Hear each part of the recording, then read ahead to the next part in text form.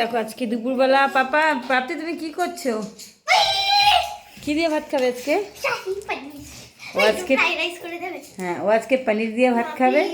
আর বলছি কি fried rice করতে। এখন বেলা বাজে কটা দেখবে, স্কুল থেকে চান ঠান করে নিয়েছে, এখন বেলা বাজে 1:30। ও এখন বলছে আমাকে ফ্রাইড রাইস করতে। ও স্যার আসবে কটায়? বল স্যার আসবে কটায়? 3টে। তাহলে আমি যদি এখন ফ্রাইড রাইস করতে বসি তাহলে গাজরটা দিয়ে ভেজে দাও। গাওটাতে ভেজে দেবো তাই? পাপান তুই ফ্রাইড রাইস খাবি?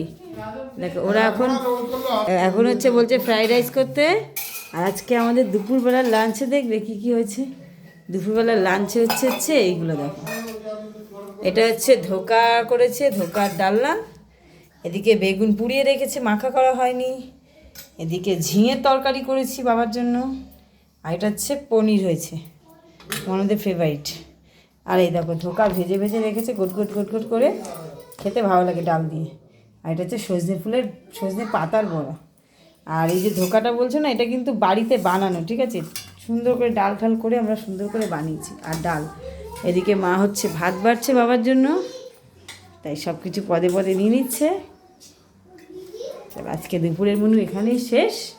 এবার খেয়ে দিয়ে নিই, তারপর দেখাচ্ছি। বাচ্চাদেরকে খাইনি, এখন নাকি আবার ফ্রাইড রাইস করতে হবে। দেখা যাক কী করা যায়। চলো টাটা।